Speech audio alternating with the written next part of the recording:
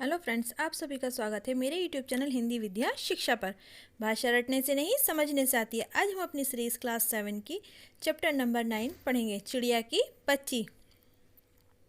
चलिए स्टार्ट करते हैं। और हाँ, अगर आपने इससे पहले के चैप्टर्स नहीं देखे हैं तो आप मेरे चैनल पर जाकर देख सकते हैं। और वीडियो को स्किप मत कीजिएगा, बिना सब्सक्राइब करे चैनल मत जाइएगा, वीडियो को आधा मत देखिएगा, पूरा चैप्टर पढ़िएगा। चलिए वीडियो स्टार्ट करते हैं। माधव ने अपनी संगमरमर की नई कोठी बनवाई है। उसके सामने बहुत सुहावना बगीचा भी लगवाया है। उनको कला से बहुत प्रेम है। धन की कमी नहीं है और कोई व्यसन छू नहीं गया है।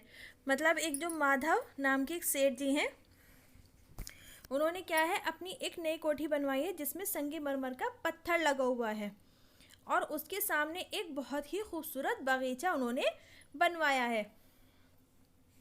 सुंदर अभिरुचि के आदमी है, मतलब उन्हें खूबसूरती से, नेचर से बहुत ज़्यादा प्रेम है। फूल पौधे, रकाबियों के से हौजों लगे फव्वारों में चलता हुआ पानी उन्हें बहुत अच्छा लगता है। मतलब उस बगीचे के अंदर उन्होंने फूल पौधे लगाए हैं और फव्वारे लगवाए हैं। समय भी उनके पास काफ़ी है। तब कोठी के शाम को जब दिन की गर्मी ढल जाती है और आसमान कई रंग का हो जाता है, तब कोठी के बाहर चबूतरे पर तख्त डलवाकर मनसत के सहारे वे बगीचे पर बैठ जाते हैं। कौन? जो सेठ जी हैं, और प्रकृति की छटा निहारते हैं। इनमें मानो उनके मन को क्या है, तृप्ति तृप्ति यानी कि सुख मिलता है। तो वो सेठ जी जो है बहुत मालदार हैं, उनके पास पैसे की कोई कमी नहीं है, हर चीज़ का ऐशो आराम है और क्या है, कोई परेशानी भी नहीं है और उनको नेचर से बहुत प्यार है। तो उन्होंने अपने ही घर के सामने एक बहुत खूबसूरत बाग लगाया है और उसके अंदर फव्वारे भी हैं, ये सब चीज़ें मौजूद हैं। मित्र हुए तो उनसे विनोद चर्चा करते हैं। विनोद यानी कि बातें करते हैं, हंसी मजाक करते हैं। नहीं तो पास पे रखे हुए फर्शी हुक्के की सटक को मुंह में लिए ख्याल ही ख्याल में संध्या का स्वप्न की भांति गुजार देते हैं।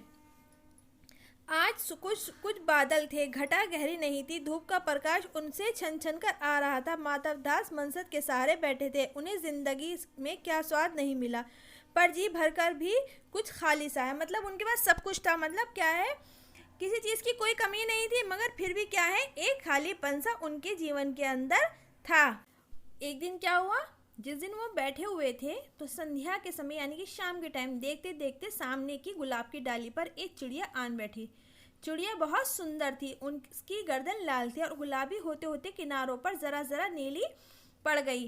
पंख ऊपर से चमकदार सियाह थे। उसका नन्हा सा सिर तो बहुत प्यारा लगता था और शरीर पर चित्र विचित्र चित्रकारी थी। मतलब ऐसा लग रहा था किसी ने चित्रकारी यानी कि कोई पेंटिंग बनाई हुई है। चिड़िया को मानो माधव दास की सत्ता पर कुछ पता नहीं था और मानो तनिक देर का आराम भी उसको नहीं चाहिए था। तनिक यानी कि थोड़ी। कभी सिर हिलाती, कभी फुदकती और वह खूब खुश मालूम होती थी। अपनी नन्ही सी चोट से प्यारी प्यारी आवाज़ें निकाल रही थी। मतलब उसको कुछ फिक्र नहीं थी कि किसका पेड़ है, किसका घर है, कुछ नहीं। वो अपने जीवन से बहुत ज़्यादा खुश थी। कौन? वो छोटी सी चिड़िया। माधव दास को वह चिड़िया बड़ी मनमानी लगी। उसकी स्वच्छंदता बड़ी प्यारी जान पड़ती थी। कुछ देर तक वह चिड़िया को इस डाल से उस डाल तक थिरकते देखते रहे।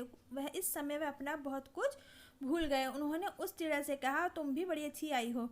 यह बगीचा तुम दो लोगों के बिना सूना है। सुनो चिड़िया, तुम खुशी से समझो कि बगीचा मैंने तुम्हारे लिए ही बनवाया है। तुम बेखटके यहाँ आया करो। चिड़िया पहले तो असावधान रही, फिर जानकर की बात उससे की जा रही है वह एकाएक घबराई। फिर संकोच को जीतकर बोली, मुझे नहीं मालूम था ये बगीचा आपका है, मैं अभी चली जाती हूँ। पल भर सांस लेने में यहाँ टिक गई थी, यानी कि रुक गई थी। माधव दास ने कहा, हाँ बगीचा तो मेरा है, ये संगमरमर की कोठी भी मेरी है, लेकिन इस सब को तुम अपना ही समझ सकती हो। सब कुछ तुम्हारा है। तुम कैसी भोली हो, कैसी प्यारी हो। जाओ, नहीं बैठो, मेरा मन तुमसे बहुत खुश होता है। चिड़िया बहुत कुछ गई। उसे बोध हुआ, यानी कि उसे पता चला कि यह उससे गलती तो नहीं हुई है कि वह यहाँ बैठ गई है। उसका थिरकना रुक गया। भयभीत बोली, मैं थक कर यहाँ बैठ गई थी, मैं अभी चली जाऊंगी। बगीचा आपका है, मुझे माफ़ करना। मतलब उस चिड़िया को ये लग रहा था कि माधव दास जो है वो बार बार उसको बता रहा है कि बगीचा मेरा है, लेकिन वो ऐसा नहीं कर रहे थे। वो उसको चिड़िया को बताने की कोशिश कर रहे थे कि तुम यहाँ रोज़ आया करो, तुम्हें देखकर मुझे अच्छा लग रहा है, तुम्हें संकोच नहीं होना चाहिए यहाँ आने के लिए। माधव दास ने कहा, मेरी भोली चिड़िया, तुम्हें देखकर मेरा चित्त प्रफुल्लित हो उठा, यानी कि मन, मेरा महल भी सोना है, यहाँ कोई चहचहाता नहीं है। तुम्हें देखकर मेरी रागनियों को भी जी बहलेगा। तुम कैसी प्यारी हो, तुम यहाँ ही तुम क्यों ना रहो। मतलब वो कहने लगे कि मैं तुम्हें ये बता नहीं रहा हूँ कि घर जो है ये बाग मेरा है, मेरा ये जो महल है वो सूना है, वहाँ कोई चहचहाता नहीं है, तो तुम यहीं रहा करो। चिड़िया बोली, मैं माँ के पास जा रही हूँ, सूरज की धूप खाने और हवा से खेलने और फूलों से बात करने में ज़रा घर से उड़ आई थी। अब सांझ सांझ माने शाम हो गई है और माँ के पास जा रही हूँ, अभी अभी मैं चली जा रही हूँ, आप सोच ना करें। माधव ने कहा, प्यारी चिड़िया, पगली मत बनो, देखो तुम्हारे चारों तरफ कैसी बहार है, देखो पानी खेल रहा है, उधर गुलाब हंस रहा है, भीतर महल में चलो, जाने क्या क्या ना पाओगी। मेरा दिल वीरान है, वहाँ कब हंसी सुनने को मिली थी। क्या है, मेरे पास बहुत सा सोना मोती है, सोने का बहुत सुन। माँ के पास बताओ क्या है, तुम यहीं से रहो मेरी भोली गुड़िया। चिड़िया इन बातों से बहुत डर गई। वे बोली, भटक कर तनिक आराम के लिए इस डाली पर रुक गई थी। तनिक यानी कि थोड़ा सा। अब भूल कर भी ऐसी गलती नहीं होगी, मैं अभी यहीं से उड़ी जा रही हूँ, तुम्हारी बातें मेरी समझ में नहीं आती। मेरी माँ के घोंसले के बाहर भुतेरी सुनहरी धूप बिखरी रहती है। भुतेरी यानी कि बहुत ज़्यादा। मुझे और क्या करना है, 2 दाने माँ ला देती है, और जब मैं पर खोलने बाहर जाती हूँ तो माँ मेरी बाट यानी कि राह देखती रहती है। मुझे अब तुम कुछ बात समझाओ, मैं अपनी माँ की ही हूँ। मतलब चिड़िया उसकी बातों से जो है बातें समझ ही नहीं पा रही थी, और क्या, चिड़िया बहुत ज़्यादा डर गई थी। माधव ने कहा, भोली चिड़िया, तुम कहाँ रहती है, तुम मुझे नहीं जानती हो। चिड़िया, मैं माँ को जानती हूँ, भाई को जानती हूँ, सूरज को और धूप को जानती हूँ, घास पानी और फूलों को जानती हूँ। महामान्य, तुम कौन हो, मैं तुम्हें नहीं जानती। महामान्य, उसने आदर सम्मान के साथ कहा। माधव दास, तुम भोली ही चिड़िया हो, तुमने मुझे नहीं जाना। जब तुमने कुछ नहीं जाना तो मैं ही तो सेठ माधव दास, मेरे पास क्या नहीं है, जो मांगो मैं वही दे सकता हूँ। चिड़िया, पर मेरी तो छोटी सी जात है, आपके पास सब कुछ है, और जब मुझे जो है वो आप जाने दीजिए, जब आपके पास सब कुछ है तो मुझे यहाँ क्यों रोक रहे हैं। चिड़िया ने उससे प्रश्न किया। माधव, चिड़िया, तू मेरी निरी अनजान है, मुझे खुश करेगी तो मालामाल कर सकता हूँ। चिड़िया, तुम सेठ हो, मैं नहीं जानती सेठ क्या होता है, पर सेठ कोई बड़ी बात होती होगी, मैं समझ ठहरी। मतलब मुझे इस चीज़ की कोई जानकारी नहीं है। माँ मुझे बहुत प्यार करती है, वह मेरी राह देखती होगी, मैं मालामाल होकर क्या होंगी, मैं नहीं जानती मालामाल किसे कहते हैं। क्या मुझे वह तुम्हारा मालामाल होना चाहिए। सेठ, अरे चिड़िया, तुझे बुद्धि नहीं है, तू सोना नहीं जानती। सोना उसी की जगत को तृष्णा यानी कि इच्छा होती है, वह सोना मेरे पास ढेर का ढेर है। तेरा घर समूचा सोने का होगा, जैसे पिंजरा बनवाऊंगा कि कहीं दुनिया में ना होगा, ऐसा कि तू देखती रह जाएगी। तू उसके भीतर थिरक फुदक कर मुझे खुश करियो, तेरा भाग्य खुल जाएगा।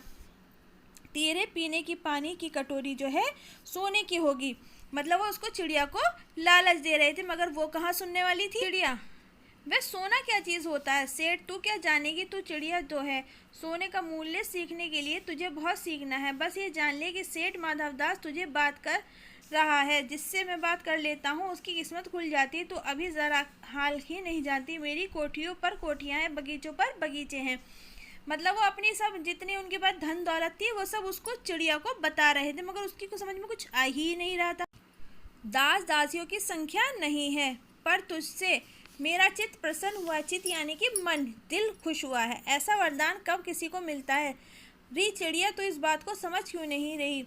चिड़िया, सेठ मैं नादान हूँ, मुझे कुछ समझती नहीं हूँ, पर मुझे ढेर देर हो रही है, मेरी माँ मेरी बाट देखती होगी। बाट यानी कि रास्ता। सेठ, ठहर ठहर, पर अपने पास के फूल को तूने देखा, ये एक है, ऐसे अनगिनत फूल है, ऐसी अनगिनत फूलों मेरे बगीचों में है, वह भांति भांति रंग के हैं, तरह तरह की खुशबू है। चिड़िया, तैने मेरा चित्त प्रसन्न किया, और वह सब फूल तेरे लिए खिला करेंगे। वहाँ घोंसले में तेरी माँ है, पर माँ का क्या है, इस बहार के सामने तेरी माँ क्या है। वहाँ तेरे घोंसले में कुछ भी नहीं है, तू अपने को नहीं देखती, कैसी सुंदर तेरी गर्दन, कैसी रंगीन देह, तू अपने मूल्य को क्यों नहीं देखती? मैं तुझे सोने में मढ़कर तेरे मूल्य को चमका दूंगा, तेरे मन को चित्त प्रसन्न रखूंगा, तुम मत जा यहाँ से। मतलब वो उसको लालच दे रहे थे, हर तरह से रोकने की कोशिश कर रहे थे, मगर वो चिड़िया जो थी वो केवल यही कह रही थी कि मैं इन सब चीज़ों को ठाट बाट को नहीं जानती हूँ, मुझे मेरी माँ के पास ही जाना है। चिड़िया, सेठ मैं अपने को नहीं जानती, इतना जानती हूँ कि क्या इतना जानती हूँ कि जो है मेरी माँ मुझसे यहाँ देर हो रही है। सेठ मुझे रात मत करो, रात में अंधेरा बहुत हो जाता है और मैं राह भूल जाऊँगी। सेठ ने कहा, अच्छा चिड़िया जाती हो तो जाओ, पर इस बगीचे को अपना ही समझो, तुम बड़ी सुंदर हो। ये कहने के साथ ही सेठ जी ने एक बटन दबा दिया। उसके दबने से दूर कोठी के अंदर आवाज़ हुई, जिसे सुनकर एक दास झटपट भागकर बाहर आया। यह सब क्षण भर में हो गया। चिड़िया कुछ भी नहीं समझी। सेठ कहते रहे, तुम अभी माँ के पास जाओ, मैं बाट देखती होगी, पर कल आओगी ना? कल आना, परसों आना, रोज़ आना। मतलब चिड़िया को उन्होंने जाने के लिए इजाज़त दे दी और कहा कि तुम रोज़ मेरे पास आती रहना। यह कहते कहते क्या है, सेठ ने जो है दास को इशारा कर दिया और वह चिड़िया को पकड़ने में जतन में चला गया। सेठ कहते रहे, सच तुम बड़ी सुंदर लगती हो, तुम्हारे भाई बहन है? कितने भाई बहन है? मतलब वो उसको बातों में उलझा रहे थे। चिड़िया, 2 बहन 1 भाई, पर मुझे देर हो रही है। हाँ हाँ जाना, अभी तो उजाले है। 2 बहन 1 भाई है, बड़ी अच्छी बात है। पर चिड़िया के मन के भीतर जाने क्यों चैन नहीं था। वह चौकन्नी हो होकर चारों ओर देखती। उसने कहा, सेठ मुझे देर हो रही है। मतलब चिड़िया भी समझ रही थी कि वो किसी तरह से यहाँ से निकल जाए, क्योंकि उसको पकड़ने के लिए उसको चारों तरफ से घेर लिया गया था। तो वो बेचैन होकर इधर से उधर सब चौकन्नी होकर देख रही थी। सेठ ने कहा, देर अभी कहाँ, अभी उजेला है। मेरी प्यारी चिड़िया, तुम अपने घर को इतने और हाल सुनाओ, भय मत करो। चिड़िया ने कहा, सेठ मुझे डर लगता है, माँ मेरी दूर है, रात हो जाएगी और राह नहीं सूझेगी। मतलब मुझे रास्ता नहीं दिखाई देगा, मेरा घर बहुत दूर है। इतने में चिड़िया को बोध हुआ कि जैसे एक कठोर स्पर्श उसके देह को छू कर गया। चीख कर देखकर चिड़चिड़ाई और एकदम उड़ी। ठीक है, उसको पकड़ने की पुरजोश कोशिश में क्या है, सेठ ने अपने नौकर को लगा दिया था। नौकर के फैले हुए पंजे में वह आकर भी नहीं आ सकी, जब तक वह उड़ती हुई एक सांस में माँ के पास गई और माँ की गोद में गिरकर सुबकने लगी, ओ माँ ओ माँ। मतलब वो चिड़िया डर गई थी, बहुत बुरी तरह से डर गई थी, और वो भागती हुई उड़ती हुई किसके पास पहुंची? अपनी माँ के पास, और सिर्फ यही कह रही थी, ओ माँ ओ माँ। माँ ने बच्ची को छाती से चिपकाकर पूछा, क्या है मेरी बच्ची, क्या है? पर बच्ची काँप काँप कर माँ की छाती से और चिपक गई, बोली कुछ नहीं, बस सुबकती रही, ओ माँ ओ माँ। बड़ी देर में उसे ढाढ़स बंधा और पलक भींचकर इस छाती में ही चिपक सोई, जैसे अब पलक ना खोलेगी। मतलब चिड़िया इतनी ज़्यादा डर गई थी कि उसको कुछ समझ में नहीं आ रहा था, मगर क्या है, सेठ जी ने अपने सुकून के लिए उस चिड़िया को पकड़ना चाहा था। अगर आपको वीडियो पसंद आए तो प्लीज़ लाइक शेयर और सब्सक्राइब करे बिना मत जाइएगा। अगर हाँ आपको इस तरह की वीडियो और चाहिए तो मेरे चैनल को सब्सक्राइब करके बेल आइकन ज़रूर दबा दीजिएगा। धन्यवाद।